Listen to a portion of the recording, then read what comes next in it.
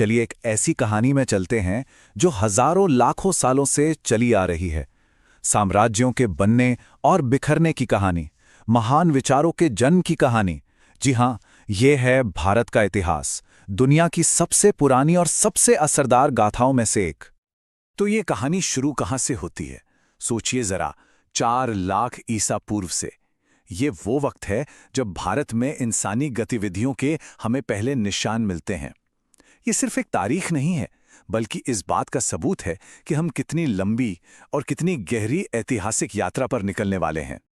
तो चलिए तैयार हो जाइए, हम समय में पीछे जा रहे हैं और उस सभ्यता की एक एक परत को खोलने जा रहे हैं जिसने ना सिर्फ एक देश को बल्कि पूरी दुनिया को आकार दिया है। अपने इस सफर में हम 5 खास पड़ावों से गुजरेंगे। शुरुआत करेंगे प्राचीन जड़ों से, फिर देखेंगे पहले महान साम्राज्यों को, सल्तनतों के आने का दौर, फिर मुगल राजवंश और आखिर में स्वतंत्रता की राह तक पहुंचेंगे। तो इस महान कहानी की नींव आखिर रखी कहाँ गई थी?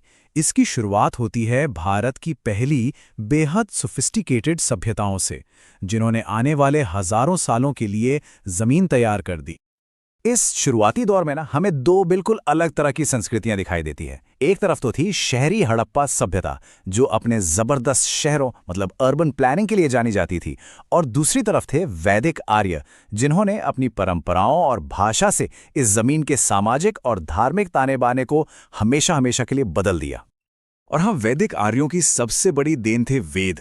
ये सिर्फ कोई पवित्र ग्रंथ नहीं थे, बल्कि इन्होंने कर्म और धर्म जैसे गहरे फिलोसॉफिकल आइडियाज की नींव रखी, जिसका असर आज भी भारतीय समाज पर साफ दिखाई देता है। तो अब वो बिखरी हुई बस्तियों का दौर धीरे धीरे खत्म हो रहा था। अब वक्त आ गया था भारत के पहले महान साम्राज्यों के उदय का, जिन्होंने इस विशाल उपमहाद्वीप को पहली बार एक राजनीतिक धागे में पिरोया। मौर्य साम्राज्य की कहानी कमाल की है। एक तरफ इसका उठना, दूसरी तरफ इसका गिरना। चंद्रगुप्त मौर्य ने इसकी शुरुआत की, लेकिन सम्राट अशोक के दौर में यह अपने शिखर पर पहुंचा। और कलिंग युद्ध के बाद अशोक का अहिंसा को अपनाना, वो भारतीय इतिहास का एक ऐसा मोड़ था जिसने सब कुछ बदल दिया। मौर्य साम्राज्य के पतन के बाद भारत में एक राजनीतिक बिखराव का दौर आया, लेकिन फिर आया गुप्त वंश, जिसने इस उपमहाद्वीप को एक सुनहरा दौर दिया, जिसे गोल्डन एज भी कहते हैं। ये शांति और खुशहाली का समय था, जब एस्ट्रोनॉमी, मैथ्स, लिटरेचर और आर्ट सब कुछ नई ऊंचाइयों पर था। चलिए अब थोड़ा और आगे बढ़ते हैं और देखते हैं कि कैसे पश्चिम से इस्लाम के आने ने भारत के इतिहास में अगला बड़ा मोड़ ला दिया। 12वीं सदी आते आते सुल्तानों के नेतृत्व में मुस्लिम सेनाओं ने भारत में अपनी धाक जमानी शुरू कर दी थी। 1192 में उन्होंने उत्तर भारत की रक्षा कर रहे राजपूत राजाओं को हरा दिया। इन हमलों ने भारत की राजनीतिक तस्वीर को पूरी तरह बदल दिया और एक नई इस्लामी शक्ति का उदय हुआ, जिसने आने वाली कई सदियों तक इस इलाके पर राज किया।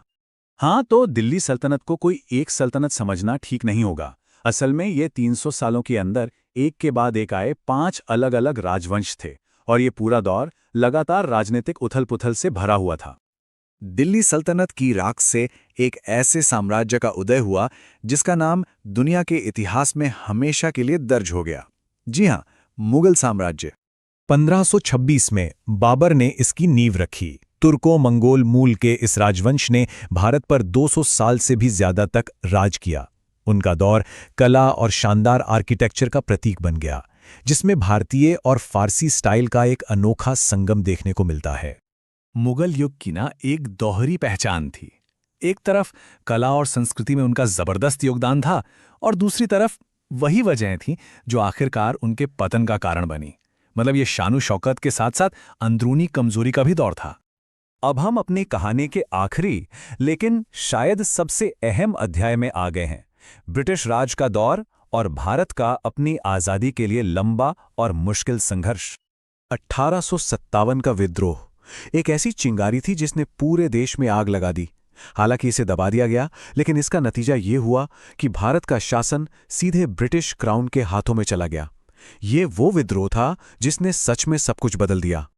सत्ता संभालने के बाद ब्रिटिश क्राउन ने वादा तो किया कि वो स्थानीय शासकों के अधिकारों का सम्मान करेंगे, लेकिन जमीनी हकीकत कुछ और ही थी, और भारतीयों के मन में असंतोष की आग लगातार जलती रही।